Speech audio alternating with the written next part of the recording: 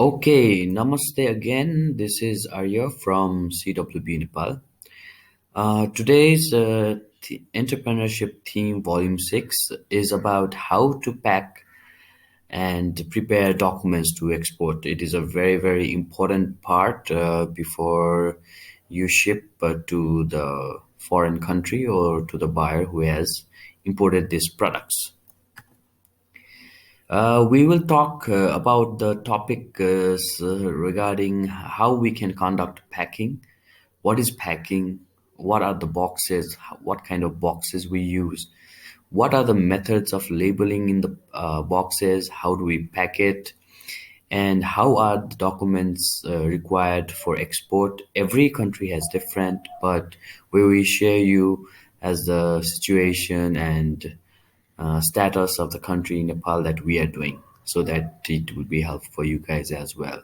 And finally, do not forget the courier or the cargo charge because it is very important to ship.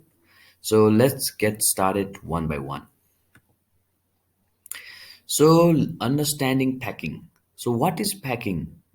Packing is the wool, paper, plastic, cashew, or any other material that we put around things that are being sent somewhere, or a group of things which are wrapped or tied together for easy handling or carrying.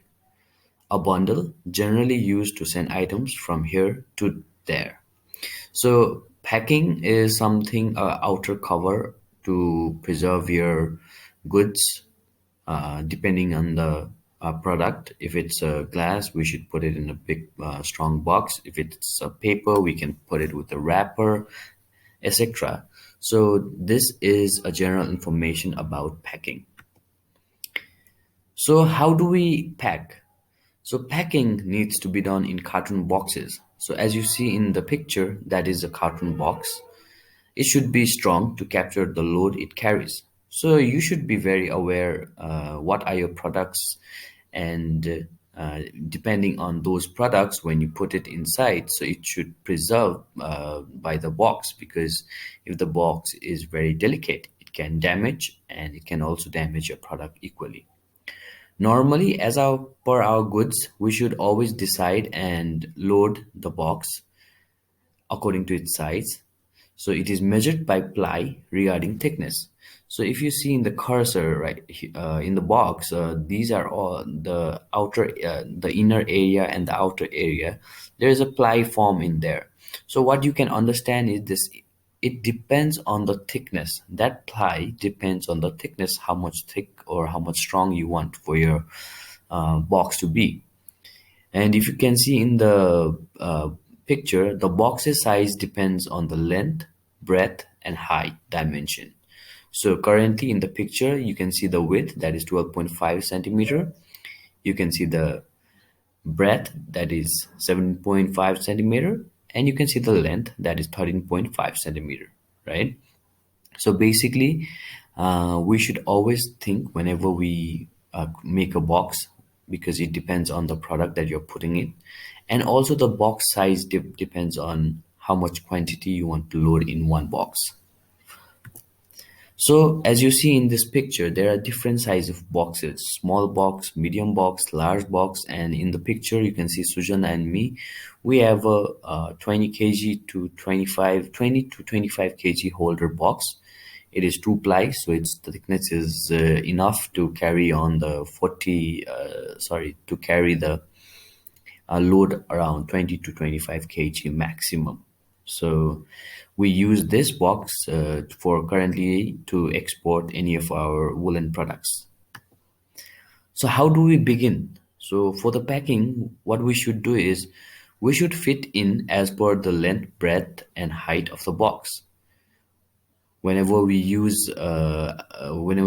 keep our products in this box, we should use an outer cover like plastic items to wrap or to give it a double wrap before loading in the box. We should tape the three corners of the box to stay strong so that the upper top cover is very efficient, and whenever if it is moved or it is taken carried away, it doesn't get damaged. We should not overload the goods in one. and we should limit it according to its volume, because the box can get damaged, or we might incur extra fees for the volume that it consumes. So we should fit in as per the box dimensions. One of the examples in the picture, so you can see our producer is in the final stage of the finishing the product. So after all the goods that received to the head teacher, and we all do the final checking of the product, are assembled in one big plastic so that it doesn't get damaged, and we protect it from insects or worms or anything, dirt, hair, etc. So after every product has been received, we take it to our warehouse, and we individually pack these products and cover it with a bag.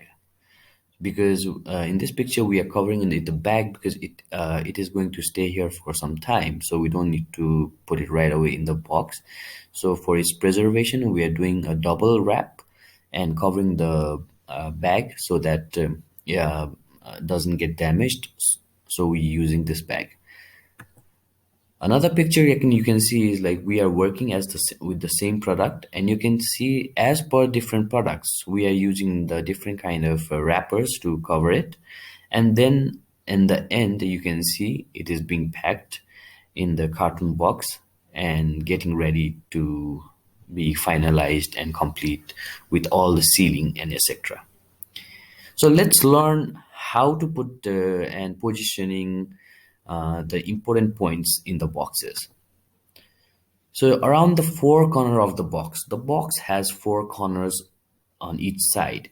So let's talk about how to put label, how to position it, and how to make the format of the label.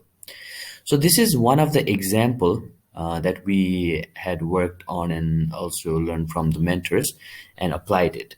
So as you can see in the box, the front part, that is the main face of your box. So just assume one of the sides as your main box, where you will write the company name, you will write the item number, you write the barcode number. Barcode number would be provided by the company itself, whether to put or not. Then you put how many pieces or quantity of the products are there. That is the front face of your box. On the other three sides, that is top side, and back side now, you will put the barcode and how many quantity is there in that box, and you tape it very well so that from all corners one can understand what this box is and what product is inside it. Remember, instead of writing it with a marker pen, you can use a printout paper where you mention the company name, the item number, the barcode, and quantity on the front face. And as I mentioned, and as you can see in the inner box mark point, the front side, the back side, the top side, the back side, and the side, you can put the barcode and the quantity and tape it very well so that even if it's moved from one place to another, from your warehouse to the cargo to the airplane, and then when it's dropped to the buyer's place, from that place to another place, make sure that your put these labels do not come out. It is very important for one to know what the box consumes, even for the person who receives it or who takes care of your box from your warehouse to your customer or to your buyer. As you can see, there is a 9-7 number on the right review. It depends on each client and each mark that the buyers tell you to do. So if it's necessary, you put it as it. But the main point is the main mark is in the front side, and the side marks that is going to be on the top side and back is going to be on the other side. So as you can see, overall on all sides of your box, you will be mentioning what items are there, which company you are sending, the quantity, and barcode. Remember, when you place this label, do not put it on the top edge or the below. put it in the center for all sides. Make it very uh, centered so that it can be easily viewed. If you put in the sides, maybe it can get torn out or maybe it can be damaged. So make sure it works very well. Another point that we want to checklist and share you is around the four corners main front box, we need to put the item number. So as you've seen, what is item number? So item number is the quantity. Item number is the number. Item number is depends on the quantity of the box. So it can be either 1, 2, 3, 4, 5. So it item number decides which number product is in which box. Number two is quantity. So as in the picture, if you see in the Excel last sheet, you see the quantity. So this quantity 250 of pumpkin you will put in the quantity is number barcode. So as you see in the picture, there's a barcode. So barcode is sent from the importer who's going to purchase. So if they send you the barcode, you should also mention the barcode number so that whenever they see this box's arrival, they can track which product is where. And finally, the company name. As you mentioned, for example, it is CWB Nepal who imports, so you will write CWB Nepal. Remember, the barcode is very essential and you should write it very clear and clean so that it is very easily understood by anyone who receives your box. So additionally, we want to share you what if in case you receive the barcodes from the importer, how should you paste? So on the right side, if you see that this is a Nepali Yeti, right? So this Nepali Yeti has been individually packed per piece. So it is packed on the with a wrapping paper and sealed. And as you see, the barcode is placed on the upper left of the bag. So upper left. So in this way, you can paste your barcodes in this corner if your buyer or customer requires it. This is an additional if in case. So please please be very thoughtful when working and putting all the box labeling and format system as and also make it like a checklist as what we had also done. So little more we want to explain about Proforma Invoice. So when you are doing this packing, we are going to have several stages. So Proforma Invoice is prepared at the beginning of an order. It is a bill of sale sent to buyers in advance of a shipment or delivery of goods. The invoice will typically describe the purchased item and other important information. So what does this pro forma invoice consist? It consists of products, it consists of quantity, it consists of price, its details, company names, banking details, and some companies require 50% advance who do the production so that it is a confirmation of getting an order from the buyer, or it is a order that needs to be started, so a buyer can pay 50% in the way to let the order be confirmed. So this pro forma invoice is required at the beginning. How does this pro forma invoice look? So and how to make it? So as you can see on the top left, it is written to ABC company, so that is the company name, and you put the address and the country. On the other side, as you see, we have put our community work without border private limited Nepal address. We have put the certification number, and we have mentioned our bank name and account details. So in the Excel sheet, as you see, we have put the detailed serial number. We have put the description of the product. We have put the quantity, and we have converted the USD amount of the price finalization, and we calculate its total cost. As you can see below in the pro forma invoice, we have written that 50% advance to be payment for order confirmation and 50% when order is complete. Normally, this is the schedule of Nepal because most of the orders. Why this 50%? Because most of the people had become a scam of different organizations getting order and not getting paid in the end. So this is just depends on upon each client and each country or each client how you can understand and how do you want to work. Additionally, we put when we are going to start the order, when order date is going to be confirmed, and when we will think of completing the date. As you can see, we put the signature of the company's representative and we put the cell number. So this is an example of the pro forma invoice. After this is sent to the party, both the parties sign, and then the order begins.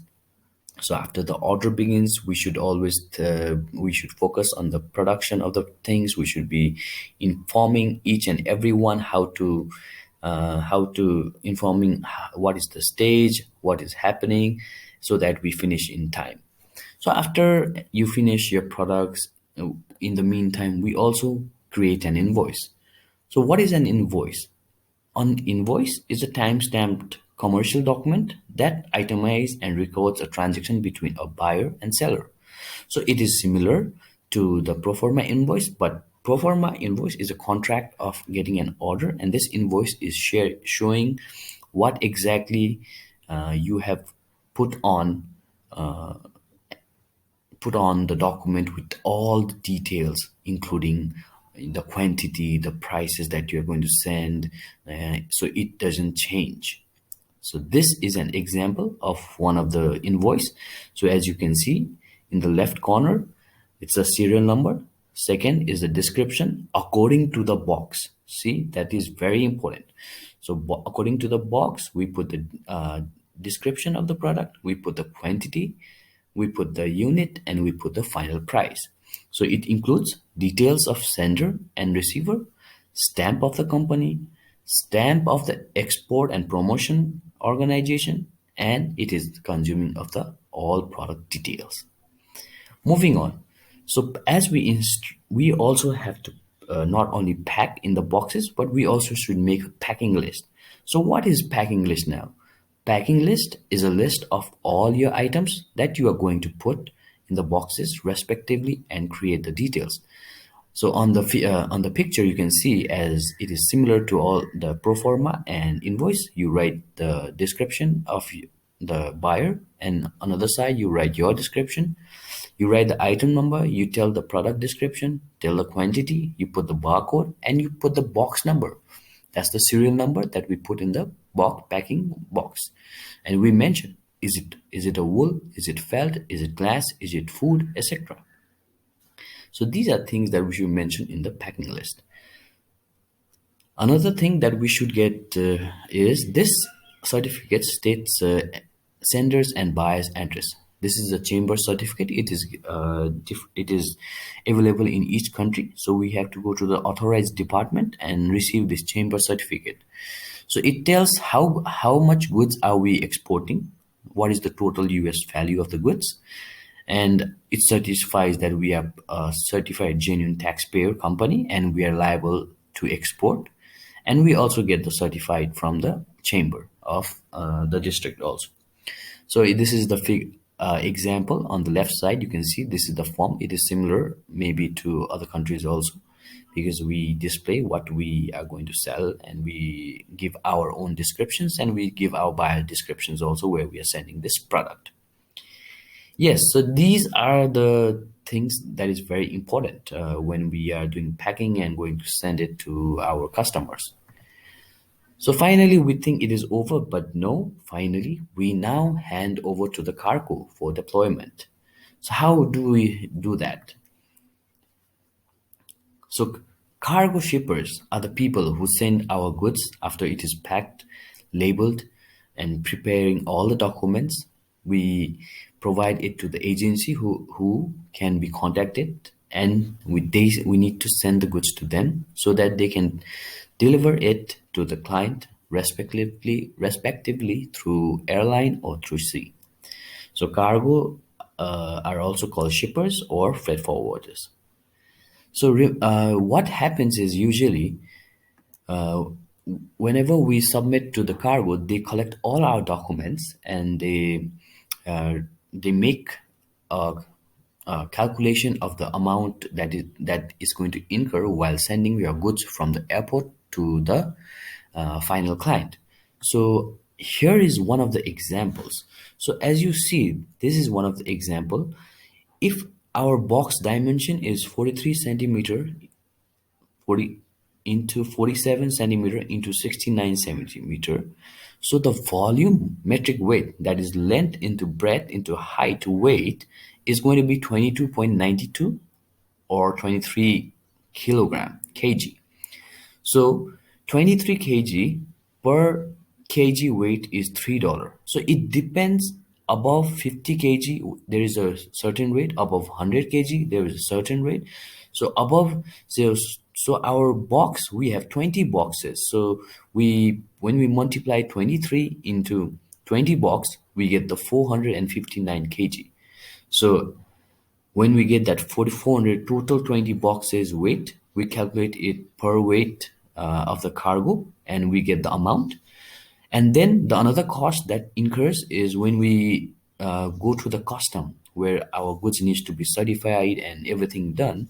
So each box is handled by the customer who opens the box, he checks it, he gives us the documents, we need to weight it again. So that charge for per box in Nepal is $8. So when it is done, checked for $20, and with all the certification for each box that is accepted to let us sell away, then we get the cost. So after this, the amount of 459 kg, which is the 20 boxes, will be the shipping cost that we need to provide to our freight forwarder. So this is the example how we calculate with our freight forwarder, and we finally show it to our buyer who imports your product, because this is the cost that takes place after you submit all your goods packed with labeling and all the documents certified, stamped to the cargo, and there is certifications to be done which will be done by ourselves, and we submit it to cargo, and they move forward with this way of calculating the freight forwarder price. So yeah, this is how we should understand and how we should pack our goods. Remember, packing is important, and equally protecting your product is important. So we should think very deeply and very strictly to protect our products from getting damaged. We should be aware of the quality checking. We should be aware of what weight and what product we are going to put in the product. And when we prepare our documents, we should be sure how and what we should do step by step, so that we can create a final information with all details that connect our invoice to the packing list to our box labeling. So I hope this video is very informative and it enlightens you to understand more deeply about how we can pack and what documents we prepare when we ship our product. So hope this was very helpful, and if there is any additional queries, please reach out to us. Thank you very much. Namaste.